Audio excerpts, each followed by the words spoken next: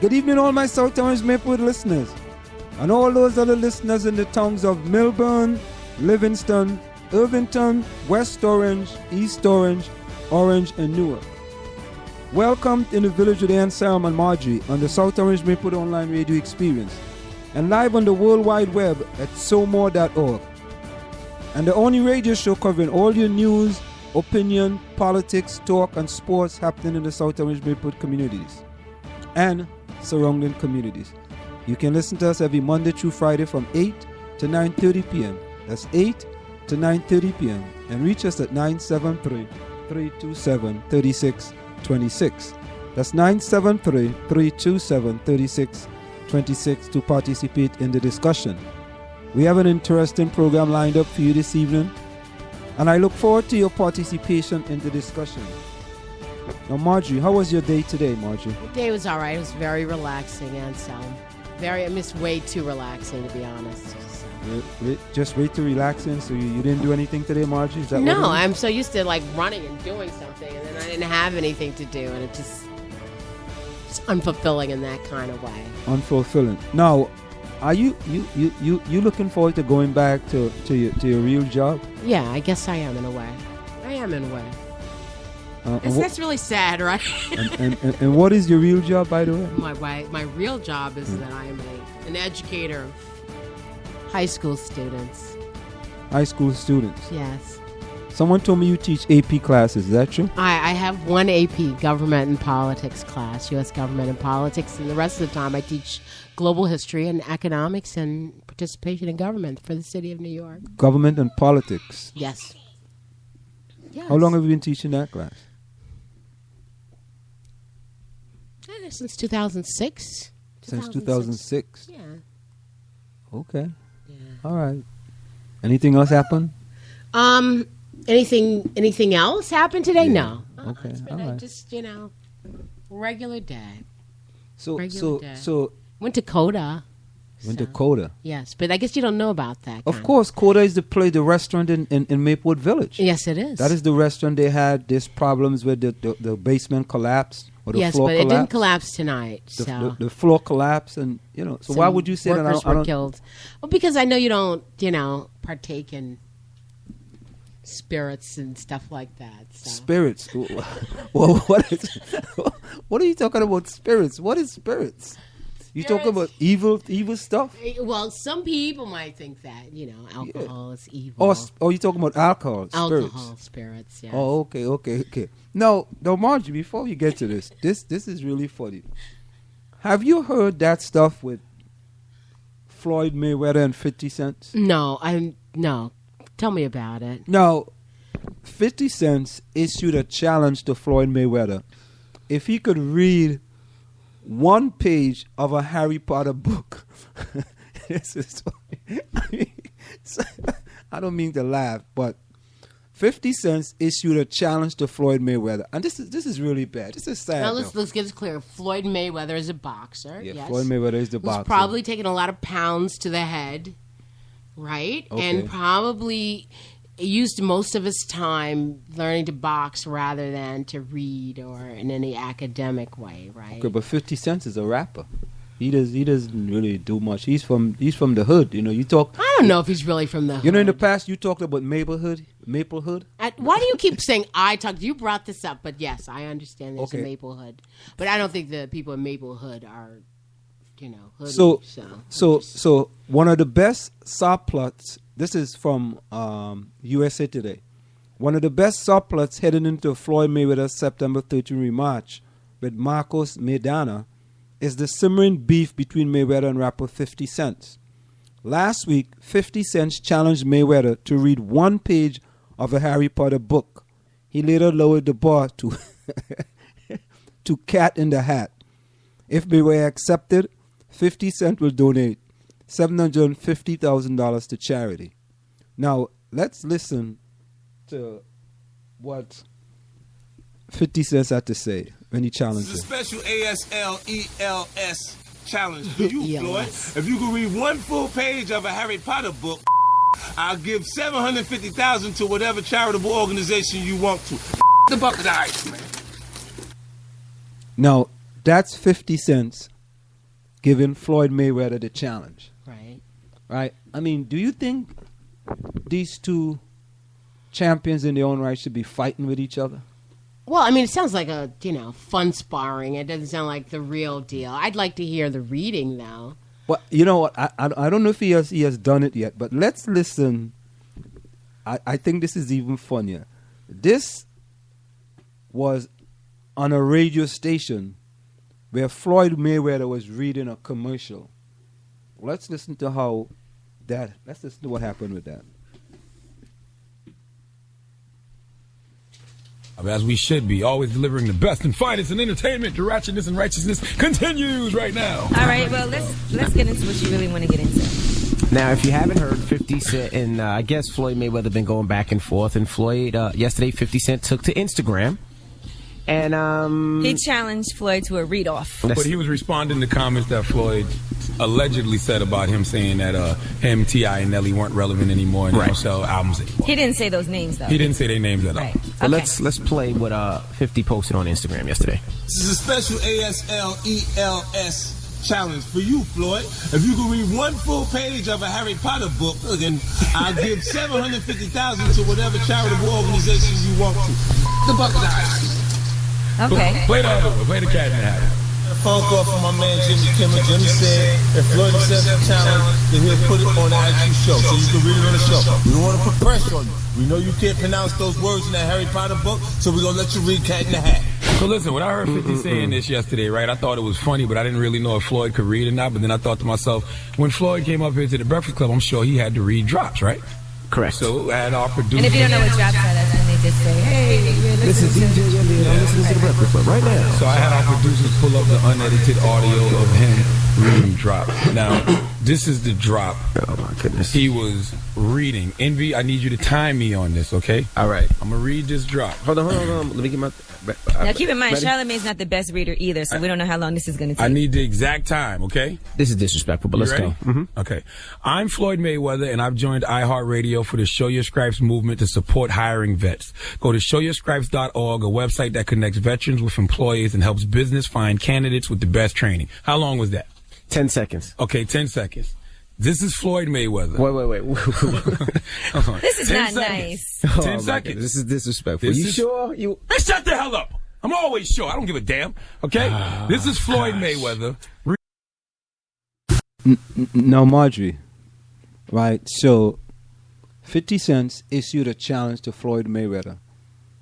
First, they talk about reading one paragraph from Harry Potter. Then he lowered the bar to reading just The Cat in the Hat. And that's kind of disrespectful, isn't it? I mean, Cat in the Hat. That's like... So he's basically saying that he's an illiterate. Well, is he? I don't know. He's a very good boxer. Let's listen to what when Floyd read this drop. Let's listen to Floyd Reading the 10-second drops I just did. I'm Floyd Mayweather, and I'm Floyd Mayweather, and I've joined Heart Radio for the show. Your stripes. Okay. I'm Floyd Mayweather, and I've joined Heart Radio for the show. Your Stripes movement to support hiring vets. I'm Floyd Mayweather, and I've joined Heart Radio for the show. Your Stripes movement to support. Okay. I'm Floyd Mayweather, and I'm Floyd Mayweather, and I've joined Heart Radio for the show. Your Stripes movement to support hiring vets. Go to the show, yourstripes.org. Go to the show, yourstripes.org. Go to showyourstripes.org. Go to showyourstripes.org. A website that connects veterans with employees and helps businesses. Okay. The website that connects veterans with employers and helps businesses find candidates with the best training. I'm Floyd Mayweather, and I've joined Heart Radio for the show. Your Stripes movement to support hiring vets. Okay, that's enough, guys. You get the point. That's enough. That's enough. Please stop. Okay, hold on. I'm Floyd Mayweather, and I've joined iHeartRadio for the Show Your Scratch. No, Marjorie. Yeah, this is really sad. And Isn't that really sad, though? Yes, it is. That they will take advantage of the guy to know that the guy just can't read. He just can't read. And why would... Well, I guess whatever Floyd Mayweather did to 50 Cent, 50 Cent know that he couldn't read. Right. So 50 Cent challenged him $750,000. That's $750,000. Right.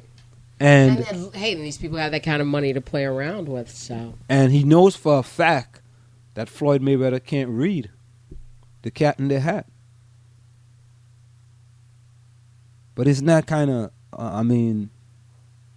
I guess when these guys have all this money and they want to fight with each other, they go to the... I'm getting two things out of this. One of them is the idea that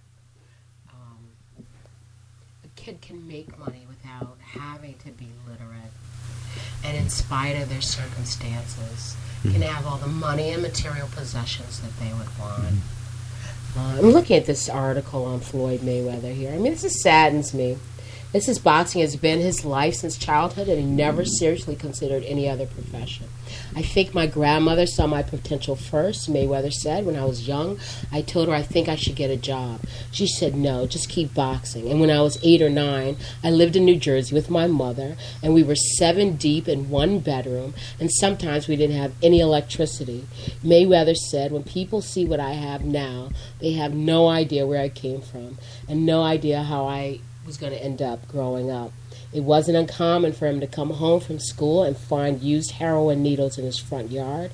His mother was also addicted to drugs, and he had an aunt who died from AIDS because of her drug use. People don't know what the hell I've been through. So when you consider his circumstances and all that he could, possibly invest on was his own talent, I don't know. That's just sad. Well, I think what Floyd Mayweather did is that on Twitter, he tweeted a copy of the check he got for the last fight, 5/3/14, Mayweather Promotions LLC. He got a check for $31,406,000. This gross pay was $32 million.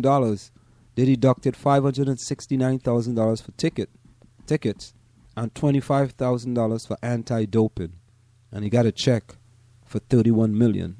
In 2013, September the 14th, 2013, he had another check for $40,870,000. Again, there was $605,000 deducted for tickets and $25,000 for anti-doping.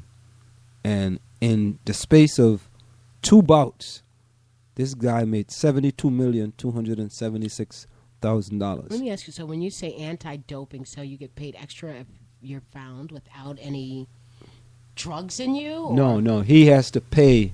He has to take drug tests. Right. He has to be drug tested. So it appears that he has to pay for the drug test. Oh, okay. So it cost them $25,000 to drug test him. Wow. Or maybe not just drug test him, but drug test him and the challenger that challenged him in the fight.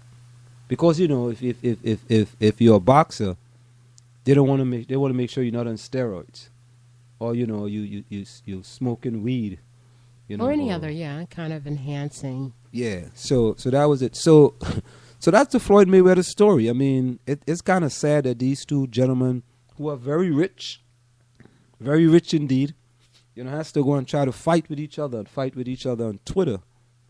Talking about who can read and who couldn't read. And it's interesting with Twitter, you've got 40 characters or 140 characters for a tweet.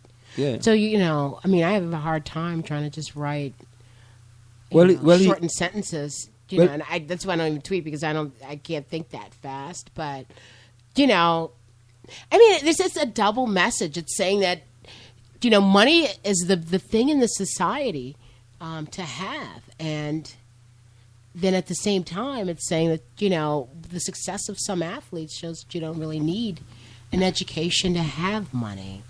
Now, does that money translate into any kind of political power? That's my question. I mean, when you got $72 million, you don't really care whether you have political power or not. But other people who have $72 million use it for political means. So we have to distinguish whether money is power or not, and if it is, how are you going to make it? Well, Margie, think about it. You trying for the guy to become a politician, he can't even read? No, but all the people that are running corporations aren't necessarily politicians, and they make money like that, or even more than that.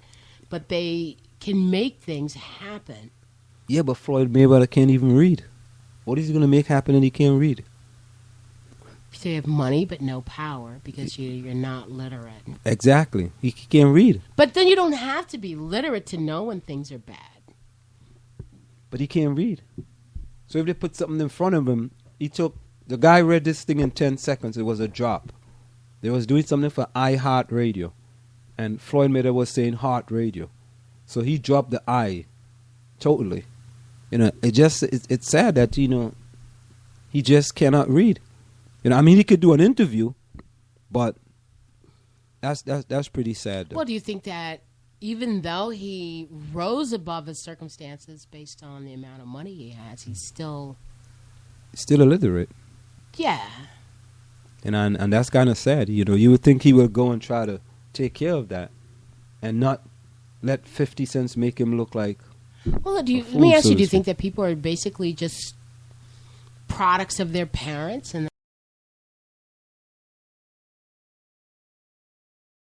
you are a product of your parent, but you can change as you go along in your life. So he changed monetarily. I'm sure that his family is taken care of, but which is a good thing. The mental, exercise is not happening at the same time. It's really sad, Anselm. I don't know. I mean, and then you got somebody who's calling themselves 50 Cent, and it should be 50 cents, and everyone knows that. But I mean, time check. The time is approximately 8:17 p.m. That time check is brought to you by All Star Motors, providing you with services you can trust. They provide you with ASC certified mechanics, New Jersey State inspection facilities, used car sale, authorized police storage, and emission repair facilities. You can call them at 973-762-8771. That's 973-762-8771. We'll be right back with Margie and Anselm in the Village. The Strollers, Maplewoods Community Theater since 1932, proudly presents Comedy Tonight. Come laugh at your friends, come laugh at your neighbors as they tickle your funny bone with song, dance, and old-fashioned sketch comedy. One weekend only, September 19th, 20th, and 21st at the Bergdorf Center for the Performing Arts in Maplewood. All tickets $10. Go to www.thestrollers.org for all the details. Don't stay at home. Come play with the Strollers.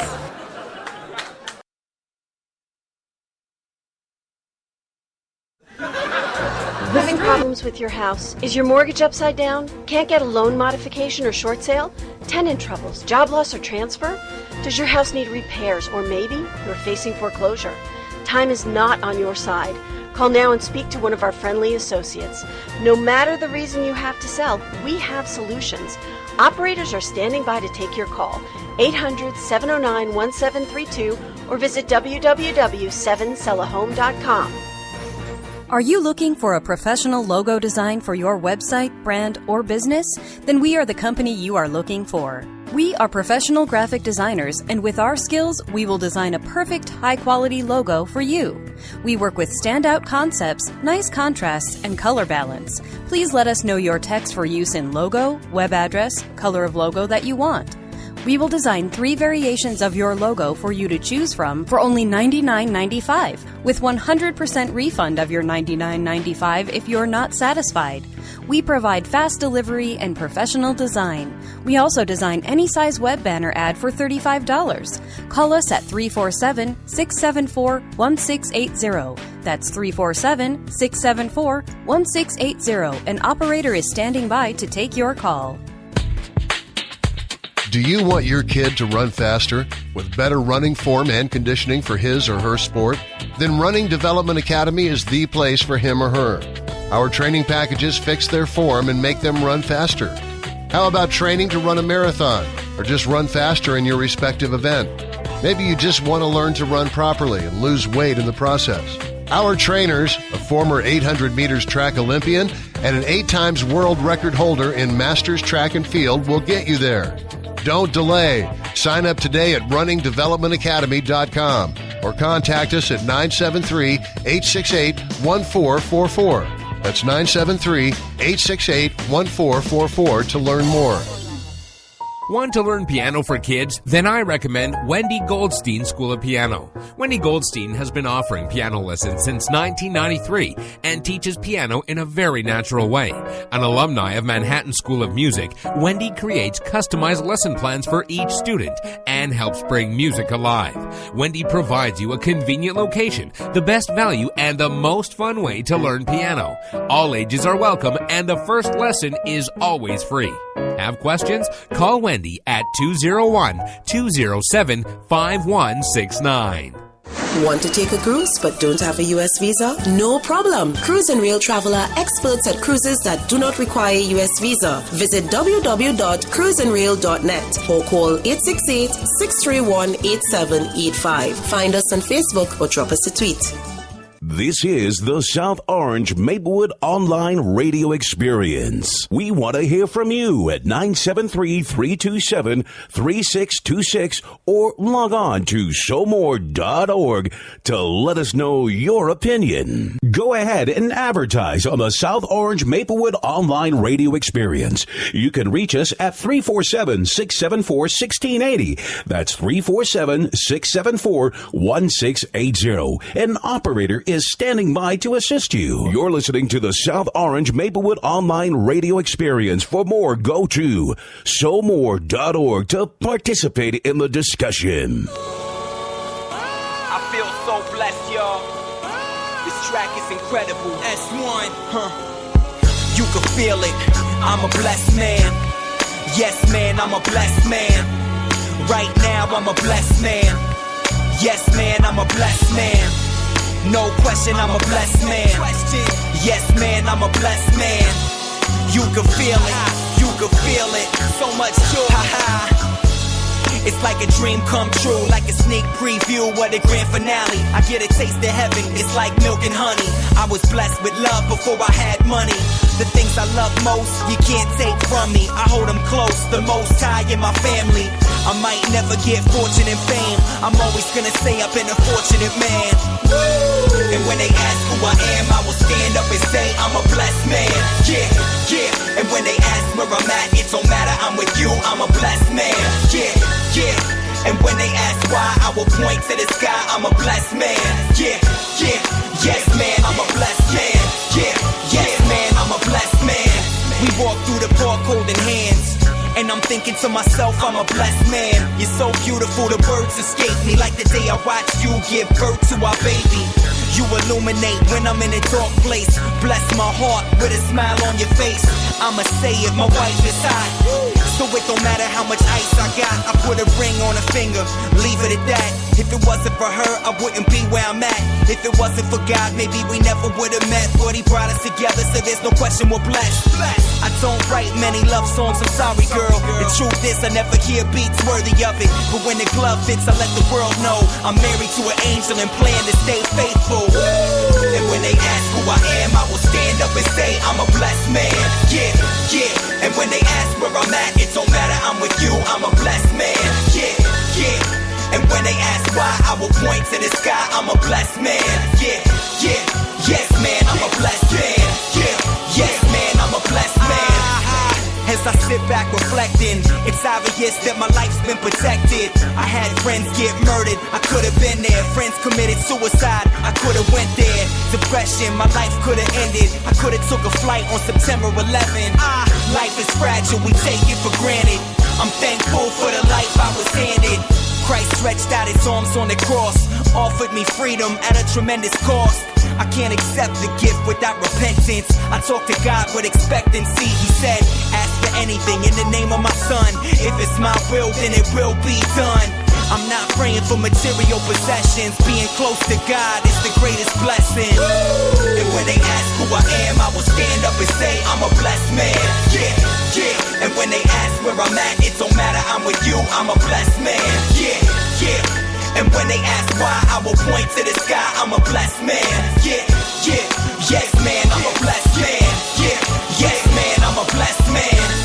And when they ask who I am, I will stand up and say I'm a blessed man. Yeah, yeah. And when they ask where I'm at, it don't matter, I'm with you, I'm a blessed man. Yeah, yeah. And when they ask why, I will point to the sky, I'm a blessed man. Yeah, yeah.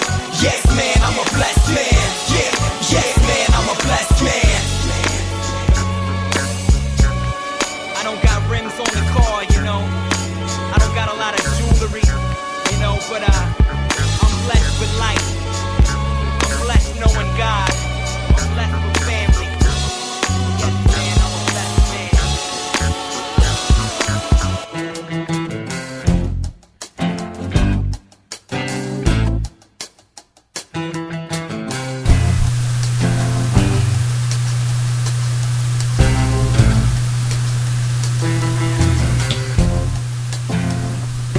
We are back with you. It's in the Village with Anselm on the South Orange Maple Online Radio Experience.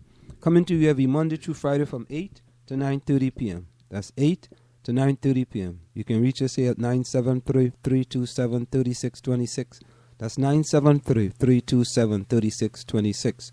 You can like us on Facebook at facebook.com/SoMore Radio. That's facebook.com/SoMore Radio. You can tweet us at SoMore Radio. That's at SoMore Radio. You can also listen to us on tunein.com. That's TUNEIN.com. When you go to tunein.com, you just type in SoMore, SOMORE, and our icon will come up. And you can save it to listen to us 24 hours a day, 7 days a week. You can also send us an email at somore.org@gmail.com. That's somore.org@gmail.com. You can also call our offices at 347-674-1680. That's 347-674-1680. Now, Marjorie, it's my understanding you have an interesting article. This article is in the Village Green. It's written by Carolyn Parisi. District delays decision on implementing IB at Columbia High School. You know about IB? Anselm. No, I'm not familiar about the IB program, but I have a general idea that it's something like the Common Core. No, it's not like. it's like, Let me try to give you some information from this article. The South Orange Maplewood School District will defer by 1 year the decision on whether and when to implement the International Baccalaureate program at Columbia High School until the board can assess how the program is working in the middle schools. It's a question on how they're going to assess this. The Board of Education voted on Monday to delay the decision until 2015-16 school year, rather than to vote on it this school year as originally planned. The decision could probably result in the program's continuation into the high school being delayed until as late as 2017-18 school year, depending on how long the application process takes, said Board of Ed President Beth Daughtry in a phone interview. Maybe it won't, but it's probable, said Daughtry. I'm going to skip these two paragraphs here and just get to it where it says the IB Middle Years Program was implemented in both district middle schools, Maplewood Middle and South Orange Middle, in the 6th grade in 2013 school year, this past school year. This school year will be implemented in the 7th grade, and the following year it will be rolled out in the 8th grade. School districts have the options to implement MYP, the Middle Years Program, in grades 6 through 8, grades 6 through 9, or 6 through 10. South Orange Maplewood School District decided on grades 6 through 8, which means it has to reapply if it wishes to continue the program past 8th grade. Now, according to an article in the Washington Post, it stated that the International Baccalaureate Diploma Program is a demanding 2-year international program that meets the needs of highly motivated 11 and 12 grade students and leads to a qualification that is recognized by leading universities around the world. To earn an IB diploma, students must take a challenging liberal arts course of studies and pass examinations in 6 academic subjects. In addition, students are required to take the Theory of Knowledge (TOK) course that investigates the nature of knowledge in various disciplines, participate in creativity, action, service program to achieve 8 learning outcomes, undertake original research, and write a 4,000-word essay. Students successfully completing the program earns the internationally recognized IB diploma. And after you earn the diploma, then what? And then you go to college like you would with the regular high school diploma or with AP credits. So it's just another accreditation institution that when you get out of high school, it says that you are able to do whatever the program requires. But why? And I think this is a good idea by South Orange Maplewood. Right. Because, these type of programs doesn't benefit the whole community in the high school. So you're saying you think it is a good program because it doesn't? No, it's not a good program. I think when I like this program, and as you know, when we met, I was working on doing a charter school here, and I would have had IB and AP available because I believe students in this district and any actually should have as many alternatives as possible. So if I wanted to go into a vocational career, I have an opportunity to do that. If I want to take a very strong liberal arts program, I could get involved in IB. If I want to just focus on math or science or a specialty, I would take AP exams. So it's opening up different opportunities for students here. It's not just a high school diploma. You can have a high school diploma plus this or plus that. So it's, a menu of things that a person can pick from here. Now, to me, AP classes, I can understand. But, when my son was looking to get into high school, St. Benedict's Prep in Newark, right? They don't have AP classes. I think that AP is just totally overrated, and people get a lot more excited over it than it's really worth. You can have... Well, I'm glad you said that. I know I am saying that because you can have that on your transcript. Say, for example, in the school I work in, there's a program called Gateway. And the students have to, who are in the Gateway program, primarily minority students or students of color or students who meet a certain financial, limitation. I'm sorry, I'm not coming out very clear here, but students who may meet a certain financial requirement are allowed into this Gateway program. And in the 11th grade and the 12th grade primarily, they have to take X number, maybe I think it's 5 AP courses. And these AP courses look good on your transcript, but you can be in an AP course, especially in the school that I'm in, and still fail the AP course or get a low grade in the AP course. But when a college is looking at your transcripts in November or December or whatever, and they see, this kid is taking AP Chem or AP Bio or AP this, and even though they're not, don't have the ability or don't have whatever it is to pass that test, but it just looks good on their transcript. And at the end, in June, you take a test that you qualify for. You get either 3, 4, or 5. Some universities will accept it and some won't. So my son took AP tests. He took 2 tests. And these tests, at least if you don't qualify, financially, you pay at least $80 a pop for each one of these tests. And the assumption is that once you take the test and you qualify getting a 3, 4, or 5, the university that you go to will accept those credits. So one of my dear friends, her son is going to UMass right now. She's probably enrolling him probably tomorrow. Her son had maybe 5 AP courses. 3 times 5 is 15. He got at least a 3 in all of them, if not higher than a 3.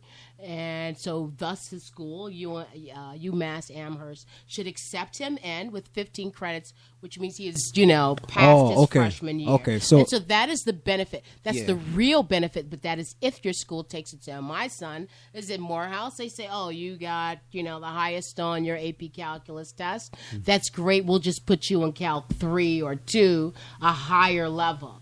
But are they accepting that as credit? Is it shaving off some credit for him? No, not at that particular school and not at every school. I've had students who've taken classes, and if your major is biology and you get a 4 or 5 on an AP U.S. government and politics exam, but that's not your major, they're not going to accept that as a credit.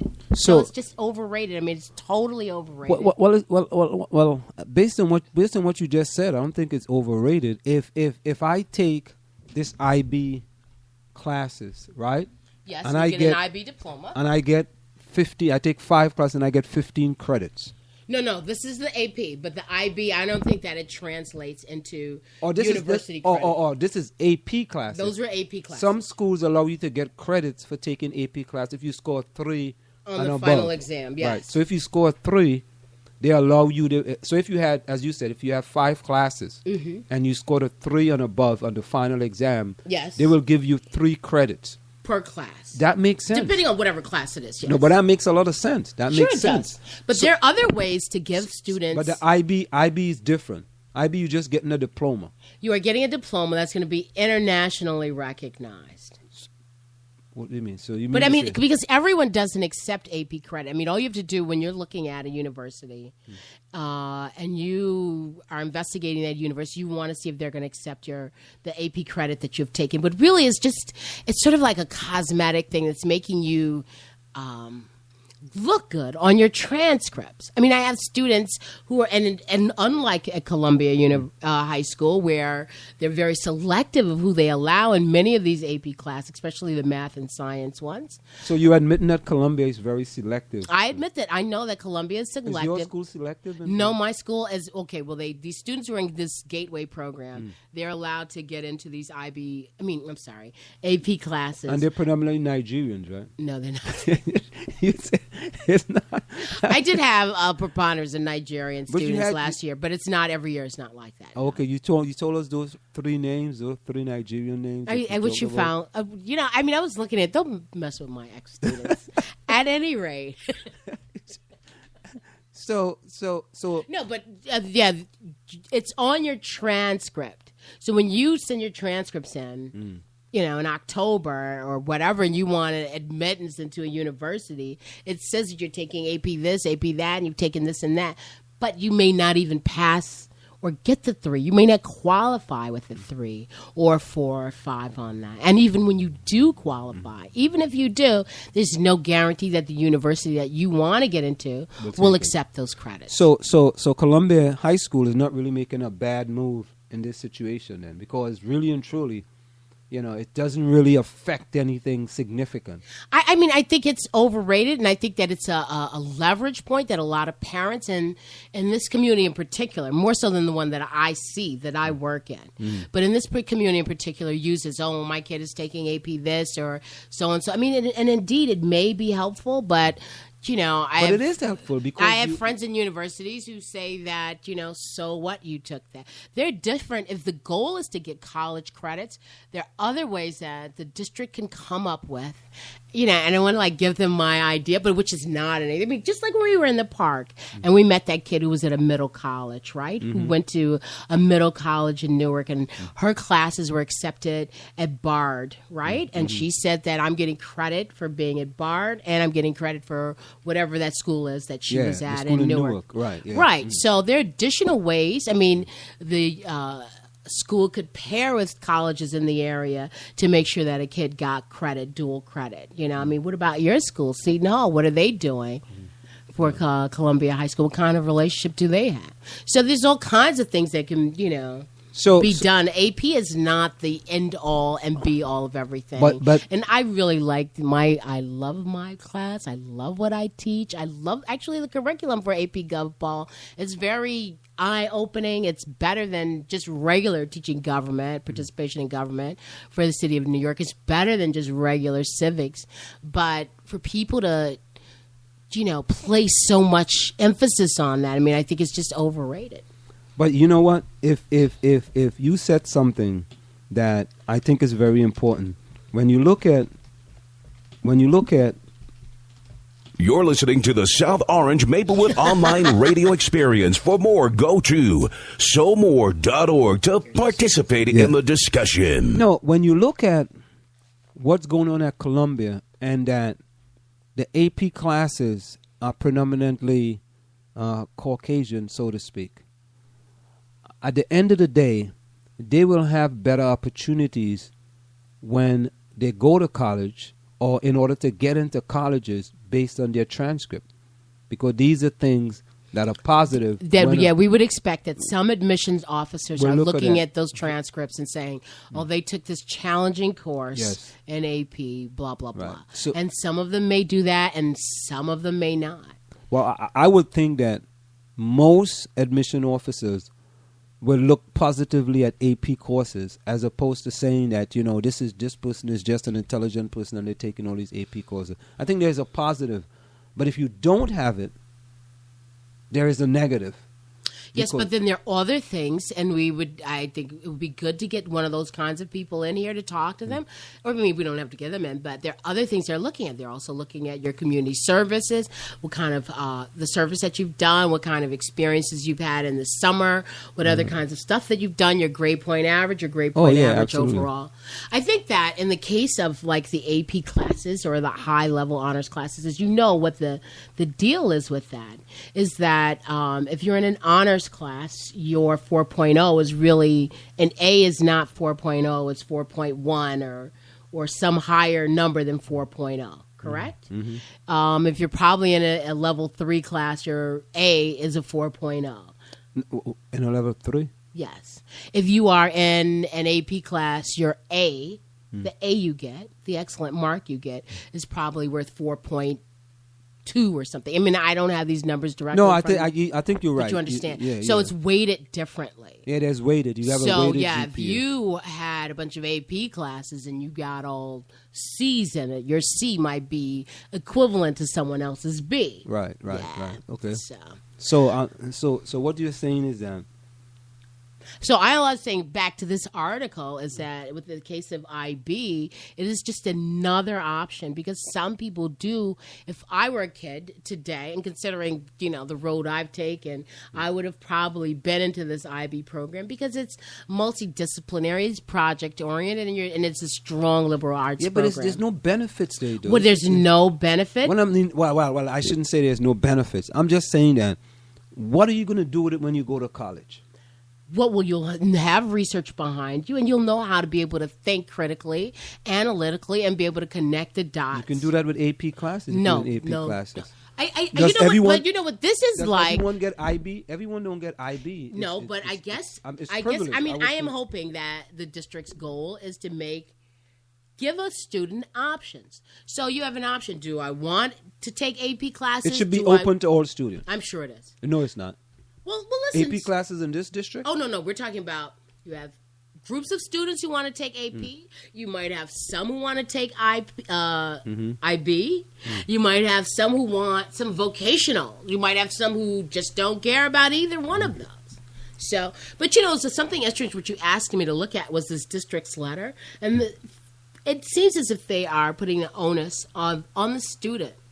So if your child doesn't come home and tell you, here are the opportunities for me.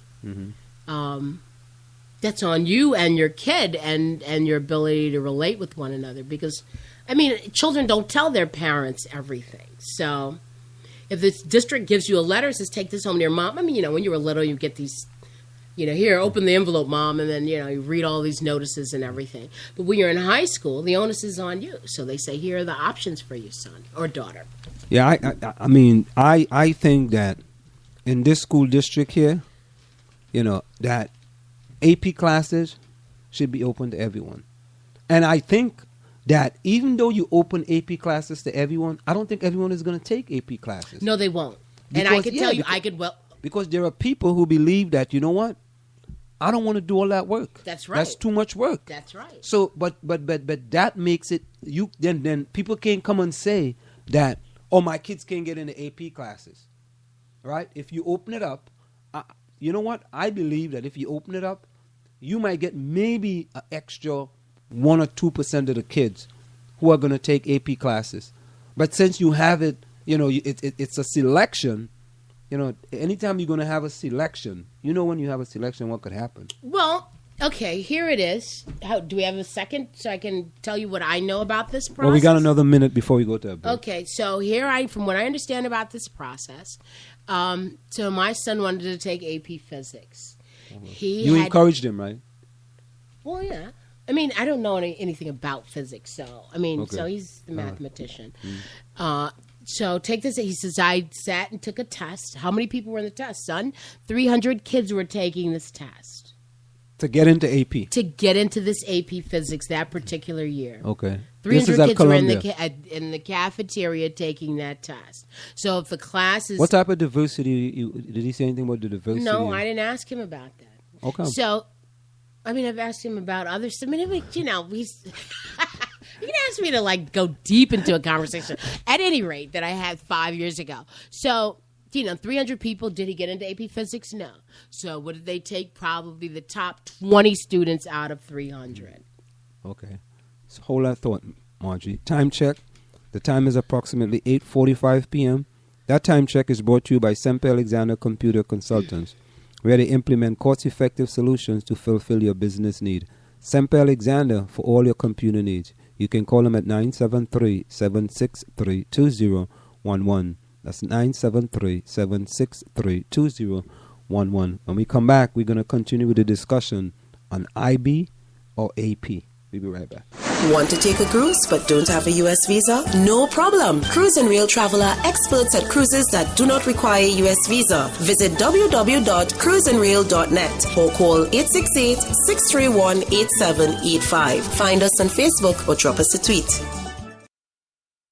Want to learn piano for kids? Then I recommend Wendy Goldstein School of Piano. Wendy Goldstein has been offering piano lessons since 1993 and teaches piano in a very natural way. An alumni of Manhattan School of Music, Wendy creates customized lesson plans for each student and helps bring music alive. Wendy provides you a convenient location, the best value, and the most fun way to learn piano. All ages are welcome and the first lesson is always free. Have questions? Call Wendy at 201-207-5169. Do you want your kid to run faster with better running form and conditioning for his or her sport? Then Running Development Academy is the place for him or her. Our training packages fix their form and make them run faster. How about training to run a marathon or just run faster in your respective event? Maybe you just want to learn to run properly and lose weight in the process. Our trainers, a former 800 meters track Olympian and an 8 times world record holder in Masters Track and Field, will get you there. Don't delay. Sign up today at runningdevelopmentacademy.com or contact us at 973-868-1444. That's 973-868-1444 Are you looking for a professional logo design for your website, brand, or business? Then we are the company you are looking for. We are professional graphic designers, and with our skills, we will design a perfect, high-quality logo for you. We work with standout concepts, nice contrasts, and color balance. Please let us know your text for use in logo, web address, color of logo that you want. We will design 3 variations of your logo for you to choose from for only $99.95, with 100% refund of your $99.95 if you're not satisfied.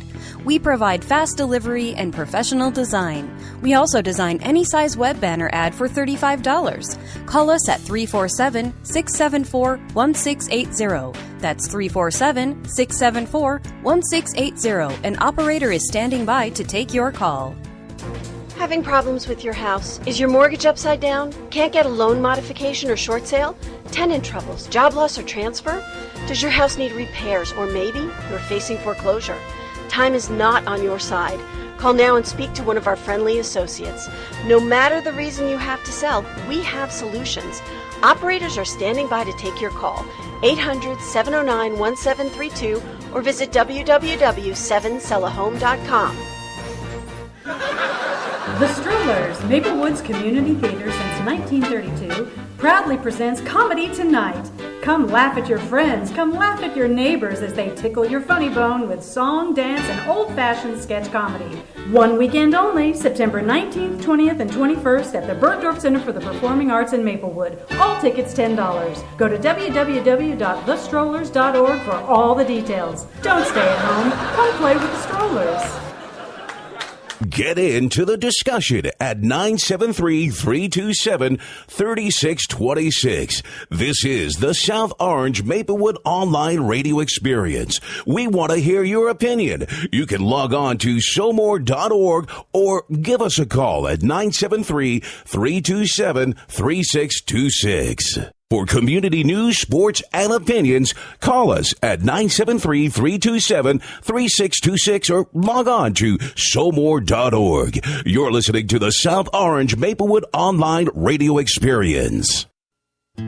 Someone who cares very much about you is amazed that you may not know how amazing you are. Of all the things you can make in life, remember you make a difference because you matter. You are the hero in your story. And if you want to know what life's for, it's for you, because you matter. The road ahead is always under construction. Follow your dreams. They know the way, and you will find your way, because you matter. Be okay with who you are, because sometimes just doing okay is okay, because you matter. Now give yourself a hug, and another one, and relax. And by the way, when you go to bed at night, also put your doubts to rest. That you matter is God's blessing. Peace. Coming soon, blessings. 24 hours a day, 7 days a week. The South Orange Maplewood Online Radio Experience. We are back with you. It's in the Village with Anselm on the South Orange Maplewood Online Radio Experience. Coming to you every Monday through Friday from 8 to 9:30 p.m. That's 8 to 9:30 p.m. You can reach us here at 973-327-3626. That's 973-327-3626.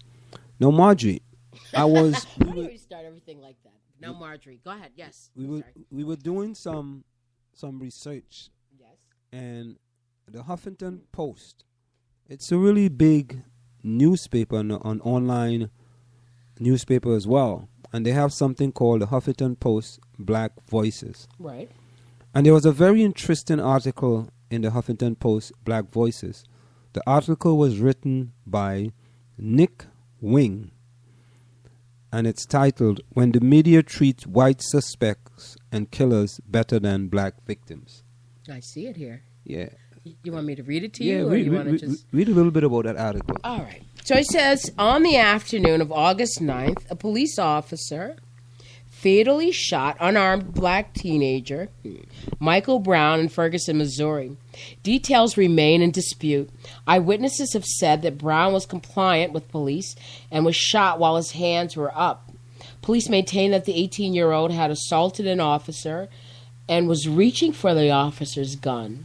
One thing clear, however, is that Brown's death follows the disturbingly common trend of black men being killed while unarmed and at the hands of police officers, security guards, and vigilantes. After news of Brown's death broke, media watchers carefully followed the narratives that news outlets began crafting about the teenager and the incident that claimed his life. Wary of the controversial surroundings of the media depictions of Trayvon Martin, the Florida teen killed in a high-profile case that led to the acquittal of neighborhood watchman George Zimmerman, people on Twitter wondered, if they gunned me down, which picture would they use? Using the hashtag, if they gunned me down, users posted side-by-side photos demonstrating the power that news outlets wield in the portraying the victims based on the images they select. On Monday, Twitter user Lord SWVP tweeted out a photo driving home another point. Media treatment of black victims is often harsher than it is of whites suspected of crimes, including murder. This is by no means standard media protocol, but it happens frequently, deliberately or not. Okay, Mary, stop right there, Marjorie. Yeah. Stop right there for a minute. Okay. Let's go to remember the theater shooting by the guy that shot up all those people in the theater? Right. That was back in 2012. Now, here's the headline for that person. Theater shooting suspect was brilliant science student. Now, here's the headline for Michael Brown. Police. Michael Brown struggled with officer before shooting. Okay? Now there's a few others. We had something that happened in Alabama, and this is the headline for the white suspect. Alabama suspect brilliant, but social misfit. That's how the Lubbock Avalanche Journal chose to present the story of Amy Bishop, a former college professor who eventually pleaded guilty to killing 3 colleagues and wounding 3 others at a faculty meeting in 2010. I remember that. Now here's a black victim. Montgomery latest homicide victim has history of narcotic use, tangles with the law. Wow. That's the headline AL.com ran about the shooting to death of a 25-year-old black man in Alabama earlier this year. Now, this is a white suspect. This is the Staten Island Advance covered the case of Eric Bellucci. Well, let's come on now, Staten Island. A mentally ill New York man who allegedly killed his parents. And this is the headline. Son in Staten Island murders was brilliant, athletic, but his demons were the death of his parents. That's a nice way to put it. Now here's Trayvon Martin, the black victim. Everyone knows about Trayvon Martin. Trayvon Martin was suspended 3 times from school. That's how NBC News ran the headline. Let's go on again. Now there was something happened in Oregon. The Fox News headline quoted, "Friends shocked that 15-year-old Jared Michael Paget had entered his high school heavily armed and killed a classmate, injured a teacher, and took his own life." And this is how the headline read. Oregon school shooting suspect fascinated with guns, but was a devoted Mormon, his friends say. Now here's a black victim. And this is in Florida. This is a headline in the Ledger focused on a police account that made the death of a black 19-year-old seem somehow expected, or at least unsurprising. Police. Slain Lakeland teen had been shot before. Death possibly drug-related. This is just, we can't make this up. Just the tip of the iceberg. Yeah. Now here is another one. This is in Santa Barbara, California. In the wake of the mass shooting in Santa Barbara, California earlier this year, the Whittier Daily News offered a headline showing one's man disbelief that Elliot Rodger could have committed such a crime. And here's the headline. Santa Barbara shooting. Suspect was soft-spoken, polite, a gentleman, ex-principal say. he just very gentle life. Yeah, a mass shooting, you know. He killed all these people. But he was a gentleman. He was a gentleman about it. No, here was another one in Ohio, right? Earlier this month, no, this is New York. Earlier this month, the New York Daily News, this is New York now, ran this headline, carrying comments by the Ohio Attorney General that appeared to defend police after killing a black man at a Walmart. Ohio man, this is the black victim now. Right. Ohio man was carrying variable pump air rifle, not a toy, when cops killed him. Attorney General. Right. He wasn't soft spoken or polite or a gentleman or anything. He was carrying a variable pump air rifle, not a toy. And what do we know about? Maybe it was somebody's dad, father of 6 killed. You know, let's just read a few more. Now this was the headline given to an Associated Press story at mlive.com about an Ohio teen who later pleaded guilty to a school shooting in which 3 students were killed and 2 were wounded. Ohio shooting suspect T.J. Lane described as fine person. It's one of the headlines. Ohio shooting suspect T.J. Lane described as a fine person. He just killed 3 students, wounded 2 others. But forget about it. You know, he was a fine. You know, he was fine. Now here is another one. This is the Los Angeles Times. And this is for a white person or a black person? This is a black victim. Okay. When an unarmed father of 2 was killed by a police officer, when an unarmed father of 2 was killed by a police officer while entering a vehicle that contained his own children, the Los Angeles Times served up this claim from official. Deputy killed Marine out of fear for children's safety, official says. So they killed him because they fear for his kids that was in the car. So they wanted to make sure the children were safe, and that's the headline. Let's just get a few more. In 2008, 18-year-old Ryan Schellenberger was accused of plotting to bomb his South Carolina high school. Shutting the bomb. Ohio's Chronicle Telegram wanted readers to know that he was a straight-A student running an AP story with this headline: Straight-A students plots to bomb high school. This is really sad, Anselm. It's not funny. No, it's not funny. But, you know, the guy's a straight-A student. And he's trying to blow up this school. But he's a straight... I mean, you got to watch out for those straight-A students. That's what you ought to do. But here is another one. This is according to the Omaha World Herald. This is what you need to know about Julius B. Vaughn, a 19-year-old gunned down in Omaha last year. This is a black victim. Shooting victims had many run-ins with the law. The shooting victim had many run-ins with the law? Yes. No, this is another one, a bank robbery. Carrie Ann Heffernan was charged in 2012 in a string of bank robberies in stores.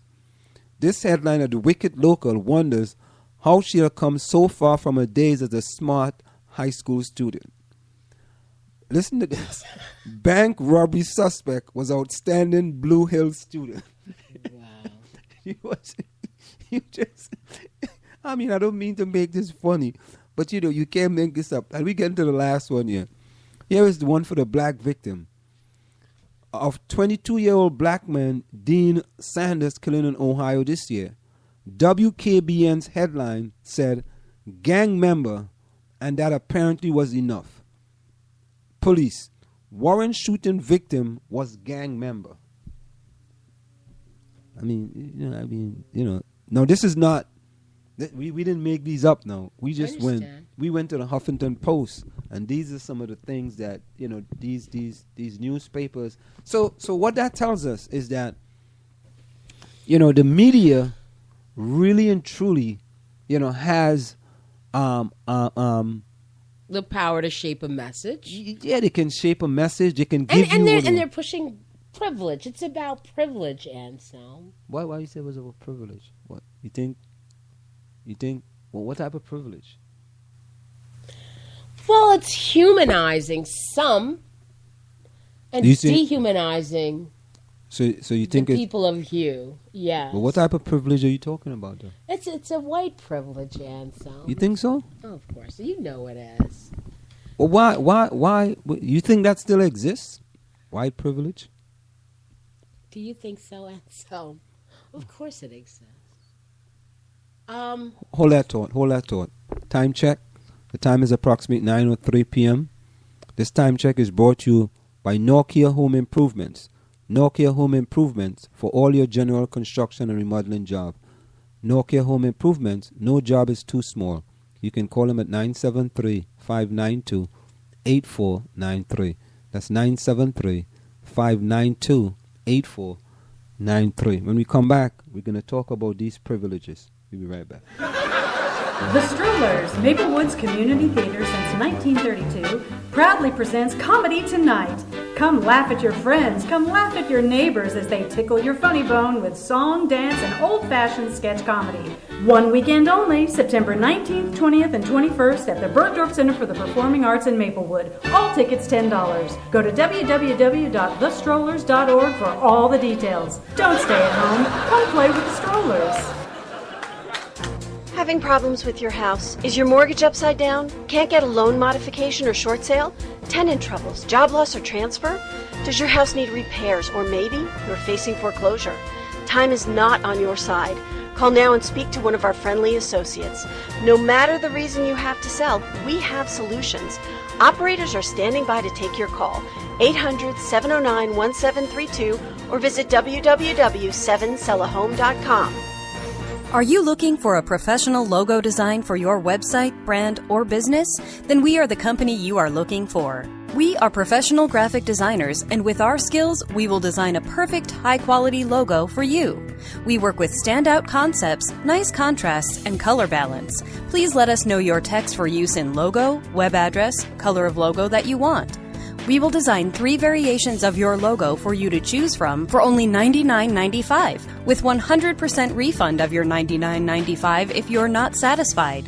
We provide fast delivery and professional design. We also design any size web banner ad for $35. Call us at 347-674-1680. That's 347-674-1680. An operator is standing by to take your call. Do you want your kid to run faster with better running form and conditioning for his or her sport? Then Running Development Academy is the place for him or her. Our training packages fix their form and make them run faster. How about training to run a marathon or just run faster in your respective event? Maybe you just want to learn to run properly and lose weight in the process. Our trainers, a former 800 meters track Olympian and an 8 times world record holder in Masters Track and Field, will get you there. Don't delay. Sign up today at runningdevelopmentacademy.com or contact us at 973-868-1444. That's 973-868-1444 to learn more. Want to learn piano for kids? Then I recommend Wendy Goldstein School of Piano. Wendy Goldstein has been offering piano lessons since 1993 and teaches piano in a very natural way. An alumni of Manhattan School of Music, Wendy creates customized lesson plans for each student and helps bring music alive. Wendy provides you a convenient location, the best value, and the most fun way to learn piano. All ages are welcome and the first lesson is always free. Have questions? Call Wendy at 201-207-5169.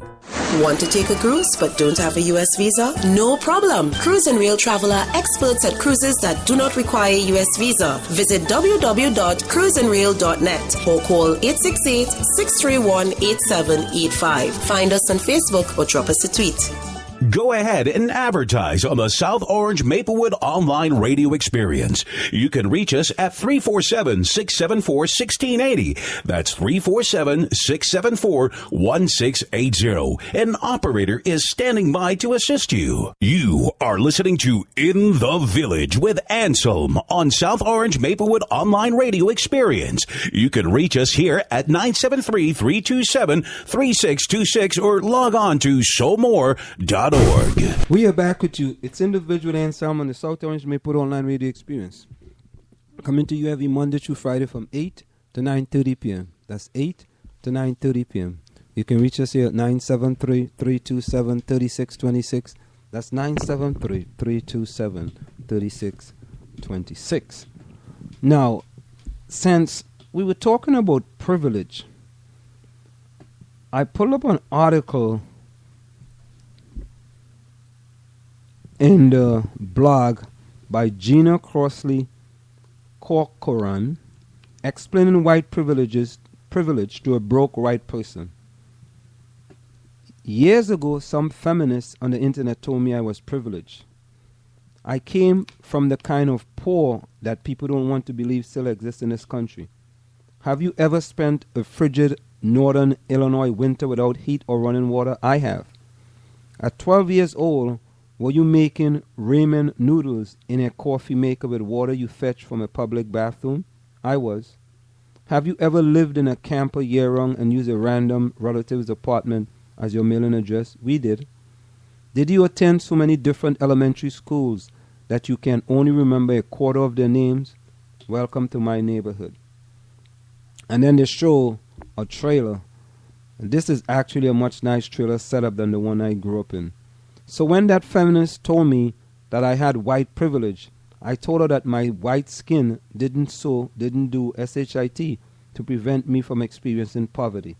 Then, like any good educated feminist would, she directed me to Peggy McIntosh, now famous 1988 piece, White Privilege, Unpacking the Invisible Knapsack. As one reads McIntosh's powerful essay, it's impossible to deny that being born with white skin in America affords people certain unearned privilege in life that people of other skin colors simply are not afforded. For example, I can turn on the television or open to the front page of the paper and see people of my race widely represented. When I am told about our national heritage or about civilization, I'm shown that people of my color made it what it is. If a traffic cop pulls me over, or if the IRS ordered my tax return, I can be sure I have been singled out because of my race. I can, if I wish, arrange to be in the company of people of my race most of the time. Now, there is a gentleman by the name of Tim Wise.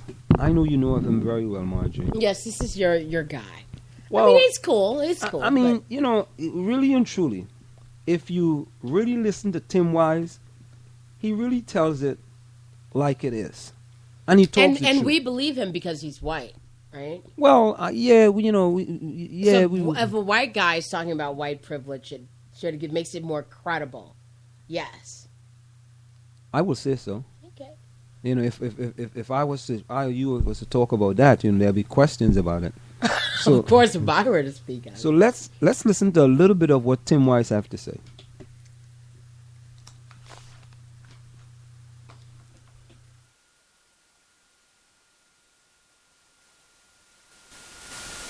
Hi, my name is Phyllis Undershoots, and this is adapted from a story in my book, Longing, Stories of Racial Healing. I can't think of a finer way to spend my time than sitting around a cozy kitchen table with my girlfriends, drinking good coffee and sharing bits of ourselves together in that wonderfully intimate way that women have when we're feeling safe with each other. And it was in just such a setting that I found myself late one October afternoon, 1997, in New London, Connecticut. Sitting with me at the table were Catherine and Georgia, funny, intense, passionate women whose company I just couldn't seem to get enough of. We were fairly new friends, but we were having this sisterly feeling kind of wash over us in great waves of laughter and companionship. We'd been talking about our children and kind of sharing stories of parenting, and at one point I noticed a definite shift in the energy of the conversation, and all of a sudden, one of the women and then the other also started talking about these anguished decisions that they had to make as the mothers of black teenage boys.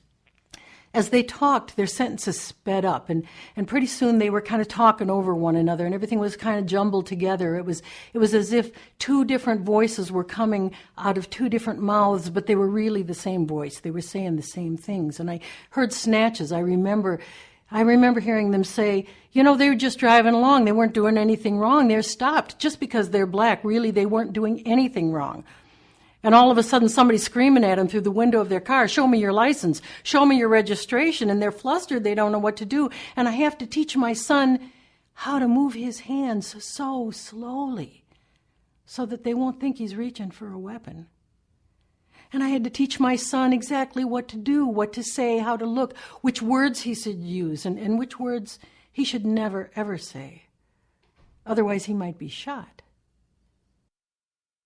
Now, that wasn't Tim Wise, but let's hear Tim Wise right now on the same subject.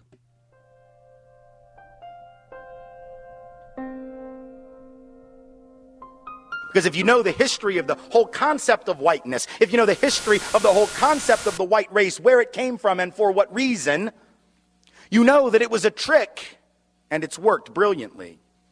See, prior to the mid to late 1600s in the colonies of what would become the United States, there was no such thing as the white race. Those of us of European descent did not refer to ourselves by that term really ever before then. In fact, in the old countries of Europe, we had spent most of our time killing each other. We didn't love each other. We weren't one big happy family. The side of my family that comes from Scotland, hell, they didn't even worry about fighting people outside of Scotland. Highlanders and Lowlanders just fought the hell out of each other.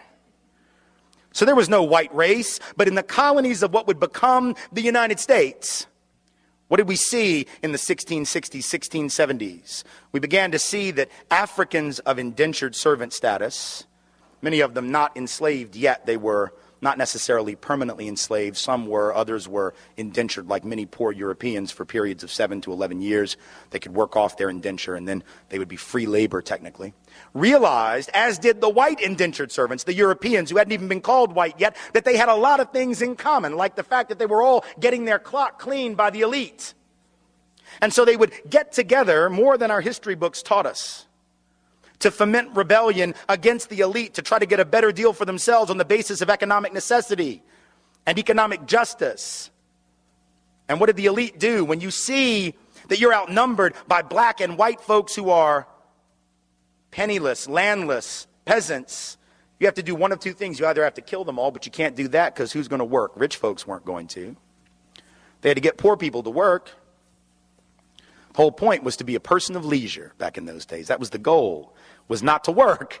So you couldn't kill them all. You didn't want to kill them all. You have to do the work yourself. You have to build your own levee, build your own house. No. Pick your own tobacco, harvest your own cotton. No, we're not going to do any of that. So you can't kill them, but you can co-opt them. And so the elite in Virginia, for example, in the colony, begins to give certain carrots to people of European descent, saying things like, you know, we're going to let you own a little land. Not much, but just a little. And we're going to get rid of indentured servitude. Now you're free labor. And by the way, once you're free labor, you get 50 acres of land. Just because you're free labor, see? So we're going to cut you in on this deal. We're going to let you enter into contracts. We're going to let you testify in court. And here's the best of all. We're going to put you on the slave patrol to keep those people in line, right? The idea was you're still going to get your clock clean. We still don't like you. We still aren't going to really empower you or change your economic subordination. But we're going to make you honorary members of this team, and you're going to help us keep those other people down. And so they got a little taste of power, and it did effectively divide and conquer those coalitions. Those rebellions began to stop almost instantly. Fast forward to the Civil War era, you have rich white folks in the South, where I come from, standing up and openly admitting that the reason they're prepared to secede from the Union, and the only reason they ever articulated publicly, ever, was to maintain and extend slavery and white supremacy not only where it already existed, but into the newly acquired, that is to say, stolen territories from Mexico to the west. That was what they said. Now we lie about it. We say it wasn't about slavery, that it was about states' rights. Yes, the right of the states to keep and maintain slaves, exactly. But back then they had no shame, so they didn't try and cover it up. They openly said it, but once again, the rich didn't want to go do the work. Are you kidding? No. They're going to get poor people to go fight for them. And the poor folks didn't even own slaves. Now think, how do you get poor people who don't even own the shirt on their back, let alone slaves, to go fight to keep your slaves for you? You've got to convince them that their skin is more important than their economic interest. Because think about it, if I am a farmer who has to charge you $1 a day or $2 a week to work on your farm and harvest that tobacco or pick that cotton, but you can get a black person to do it for free because you own them, who's going to get the job? Not me. In other words, slavery actually undermined the wages and the wage base, the economic floor of the typical white working class or low-income person. We're back with you. It's in the Village with Anselm on the South Orange Maple Online Radio Experience. Coming to you every Monday through Friday from 8 to 9:30 p.m. That's 8 to 9:30 p.m. You can reach us here at 973-327-3626. That's 973-327-3626. Now that's a young man by the name of Tim Wise. And he goes across the country, addressing many, many, many different issues. You also heard he had a piece also on the education system, and I guess many people would believe, Marjorie, that information he's talking is cock and bee. That's what they would say. I don't know. That's not my part of the world. They'll just be like, the information he's talking is inaccurate. And look, I came from Trinidad and Tobago. And, I never believed there was anybody had any privilege in anything. I just believed that, you worked hard for whatever you want and you get it. But I had an experience. We had an experience. I attended Boys and Girls High School in Brooklyn, New York. And we went upstate New York to Schenectady. Never went up to Schenectady before. And we were running in the New York State Championship. Final meet of the year. We had the best high school. Boys and Girls High School was predominantly black. And we went up to Schenectady, and the last event was a relay. And we actually won that event to actually win the state championship. But one of the officials disqualified our team because he says one of the runners on the relay stepped on the inner line 7 times. So this official checked that one of our runners stepped on the inner line 7 times, and we lost the state championship. And I went up to my coach and I said, Coach, why why did we lose? We did it legitimately and legally. He says, Anselm, welcome to the United States of America. Yeah, that's all he said. Welcome to the United States of America. Because I couldn't understand why an official would disqualify our team when he knows for a fact, we all know, that the guy didn't step on the inner line 7 times. But he checked each one of those steps. He said 7 times. So I guess that they didn't want us to win that championship. And they didn't want that championship to leave Schenectady, New York. And we actually lost. But things went on to be okay after that anyway. But that was my indoctrination, to come into this, wonderful country of the United States of America. And I got to tell you, Marjorie, you were born here. Were you actually born here, Marjorie? Yes, I was, very much so. What state were you born in? I'm from Michigan, suburb of Detroit. Yes, I am. And a black suburb. Well, it was, the name of the suburb is Westland, but there was a tiny little piece of Westland that all the black people lived in.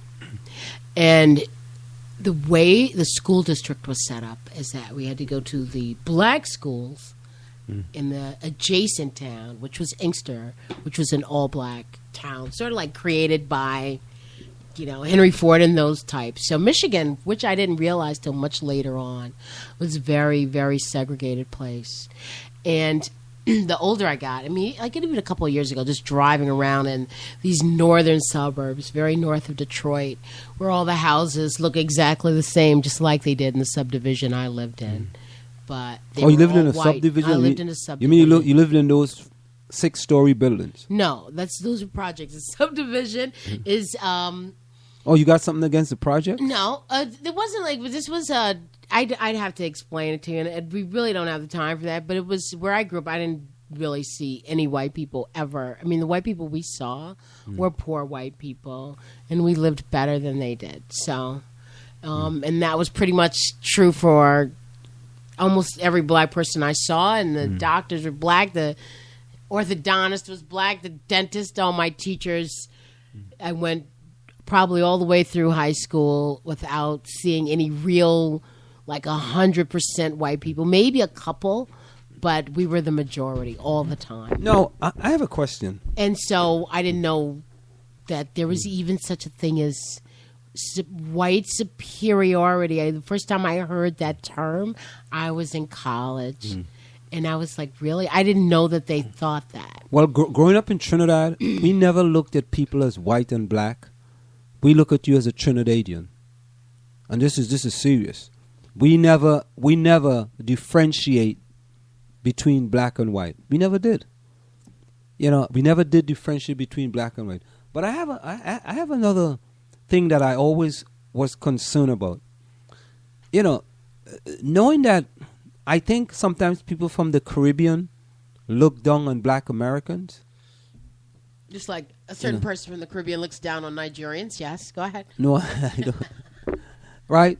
And I explain to people that you if you were born in the Caribbean, the things that black people have to go through in America in order for you to get to this point, you should really cherish these people.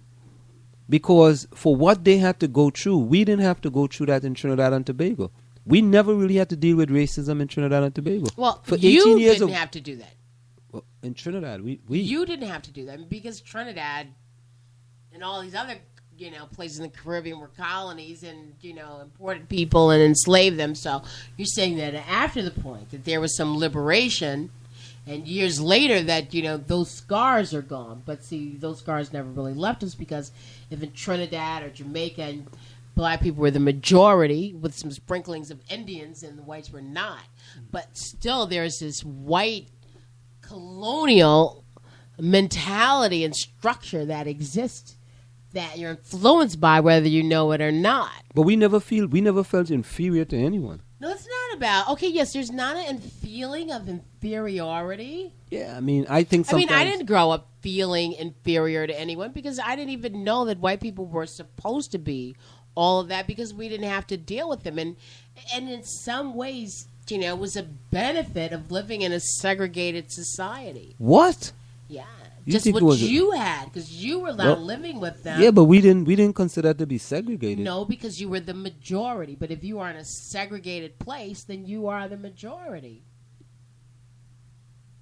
So here, but if it's all black, it doesn't have. I thought segregation was when you actually you put in stuff, you separate people. There's as many different people living in there, but you separate. The people, you segregate the people. No, like for example, in Maplewood, and across Springfield Avenue. We got into this discussion the other day about what exactly segregation is. Yeah. So go ahead. What are you saying? Yeah, it's like you have.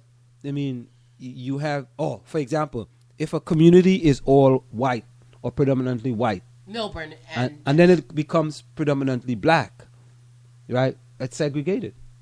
No, what do you mean? What do you mean? What do I mean? What part of that you? What do you mean? What do you mean? Okay. Well, okay. Wait, all right. No. All right. Let me give you an example. All right. If you go to Columbia, right? It's a school within a school. Yeah. The school is not. The school is segregated. No. Yes, it is. It's segregated by the kids of color being in predominantly lower levels. And the other kids being in the high level. That's segregation within the school. I don't consider that segregation. But what is that? I don't know what the word is for that, but it's not segregation. So you know what? Let's look up the definition of segregation. Go ahead. So,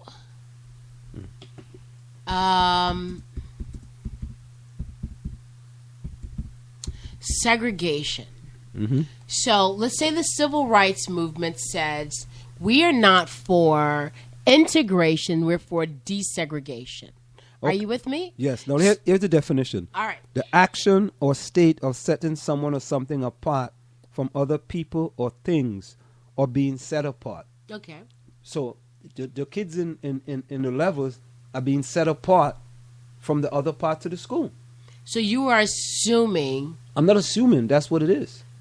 And let me finish. The enforced separation of different racial groups in a country, community, or establishment. Okay, For yes, example, but based on race, so you think that the kids in Columbia are separated? This is to go, you're black, you go to level 3. You're white, you go to level 4. No. I don't think so. It's an action. It's an action that is thought out. So you really think that what's No, I going don't on think in it's an Columbia action. High School is thought out No. and purposive? No. I don't think it's an action that's thought out, but there is a problem when you have more of one individuals in this level and more of other individuals in a different level. Now you have to look at that, and also, right? Okay, it says segregation is separation of an individual or groups or individuals from a larger group, often in order to apply special treatment to the separated individual. So the special treatment is for the AP kids. And the kids in the lower levels don't get that special treatment. And the AP kids can be black, white, or otherwise. Yes, but it's predominantly of the one race as opposed to the race in the lower levels. And I don't know, man. I just have I might be wrong with this, but you really believe that this is purposeful? This happens on purpose? I mean, I know. I don't know if it happens on purpose, but I know it happens. I don't know if anyone is doing it on purpose. I can't say that. Being I can't on say that. purpose is what makes it. It also means to separate things. A classroom can be segregated as to age, abilities, or sex. Okay. So that's what it's saying. You know. That was nice and jazzy and ending for what you were saying. It's not me. None of my devices. Oh, okay. All right, so that's just what. So that was very nice. Yeah. So what it is, I'm saying that, you know, when you look at it, it's de facto segregation, because you know the kids are being separated from the whole school. They're separated in that when you go to class all day, and if you're in level 3 classes, you're segregated. All right. So How many minutes do we have? Because I don't want to go into 9:45. We've got 1 minute left. I think we should pick this up at another time. I don't think that's fair, but I don't think it's segregation. I don't think it's purposeful. I never said it's purposeful, but there is something that you have to look at. So but again, like if a kid reads, one kid reads at 3rd grade level and another kid reads at 9th grade level, should they be in the same class? Yeah, they could be in the same class. And who's going to deal with that? The teacher. That's what you're there for. No, that is not. I'm sorry, speaking for all the rest of us out here. Let me give you a quick synopsis. We're going to go for a break in 30 seconds. In Trinidad and Tobago. Ansem, you can't talk about things that happened back in the 60s. I'm not doing that either. Okay? We can't 60s. do that. Well, it's not the 60s. Okay, well, let's say if you were 2 years younger than me, all right? And you said you came here in 1977? To go to college? Yeah. Okay, so then that makes us almost the same age, if not the same age. So, you can't go back to that. We're talking about this new situation here. And we have people, I mean, in my class alone, I could have kids who read at a 5th grade level, a 3rd grade level, and a 9th grade level. Maybe the 9th grade level. But they're all in the 9th grade. So they all get treated the same? Are they going to all get the same? So I have a 3rd grade book, a 5th grade book, and a 9th grade book, and a 10th grade book. So no. What am I? I mean, really? Okay. So let me ask a question. If you are in high school and you are in AP class, right? And I am in level 3. You apply to Seton Hall, I apply to Seton Hall. So happen, both of us get it. Right? When we go to Seton Hall, if you and I have the same major, we are business finance major. I would never major in that, but right? Go ahead. So when you go to Seton Hall, right, everybody's got to take the same core courses. Nobody's separated now. Okay. Right? So even though you finish high school and you were in level 3 and you finish high school and you're in AP classes, we now all had to fend and do the same test and everything else. And many times, those same students are successful just as the students who took AP classes. Why is that? When is that? You were segregated. What does that show? Before. That shows that AP wasn't really all that in the first place. Oh, there you go. And that shows that maybe so why are people sweating it like right. that? Maybe the kids that was in level 3, maybe they shouldn't have been in level 3. Maybe they should have been in a higher level. How about that? Because now they're going to see and they're striving. If it all comes out in the wash, the same. Yeah. Ultimately, what difference does it make? Well, it makes a difference. Because maybe that kid that was in level 3, right, could have been more advanced, than he or she is, rather than being put in that class and not having the same, advantage that the AP class student has. So will these advantages, they probably began way before that student entered Columbia High School and did or did not get into that AP class. Yeah, but that is a discussion that we definitely have to yes, pick we up. Do. Because I think those advantages, those supplemental activities, all that additional educational information. If their parents had books and magazines in the house, did they sit down and have discussions with their children? Were they safe? Did they have the food? Were they like Mayweather and didn't have to stumble over heroin needles on their way into their classroom, into their home? Was their mother home? Were they fed appropriately? All of those things help put people in certain levels. And not as if in our fine community we have people who are suffering from those ills, but indeed they may have generations away from them. Now, it is assumed in many cases that a lot of white students are not going to have that.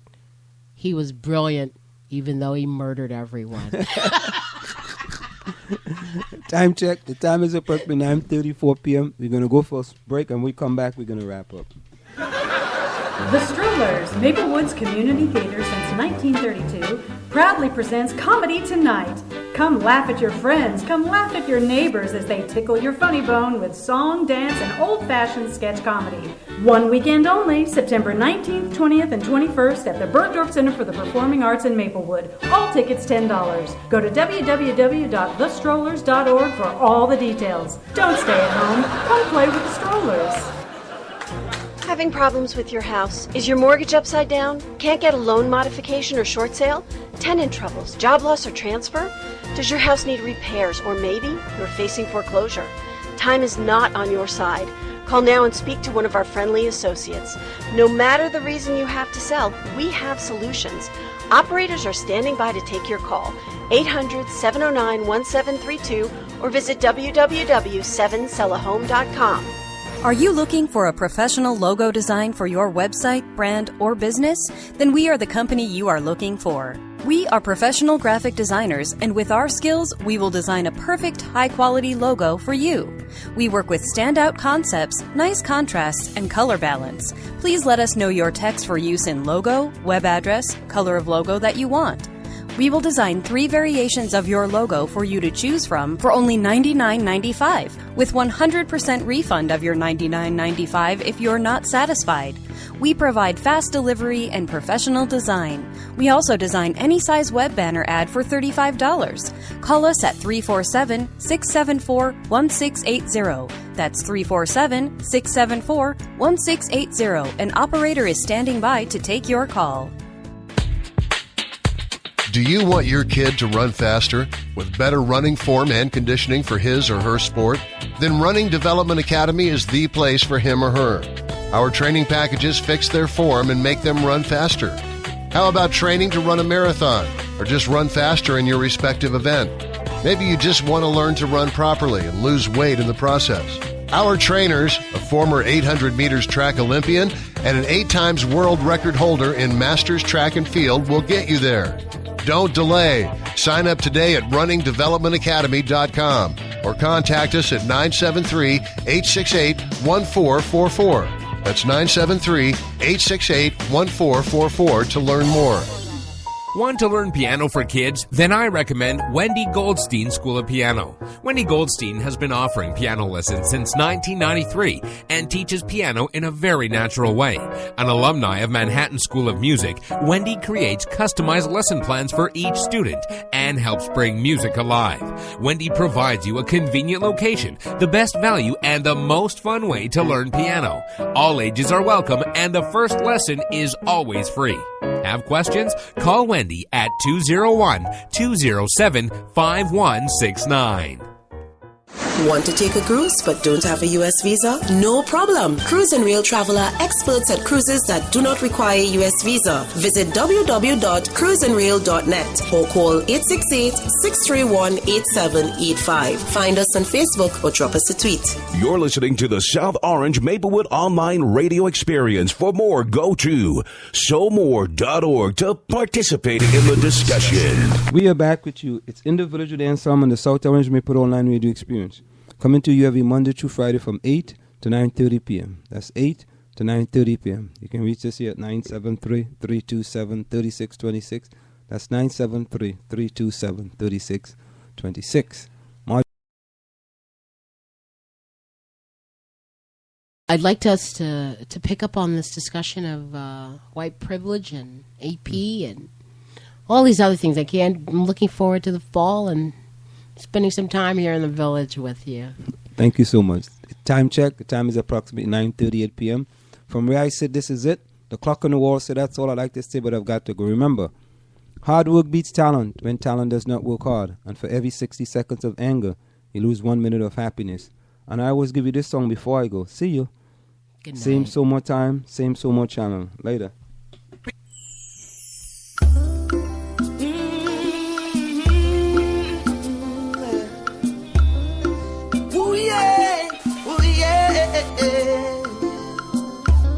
So we're giving thanks to the Most High for all of His blessings, His guidance.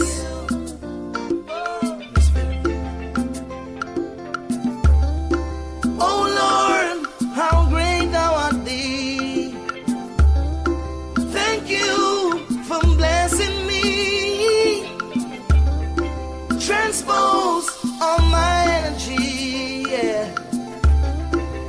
included talents in me.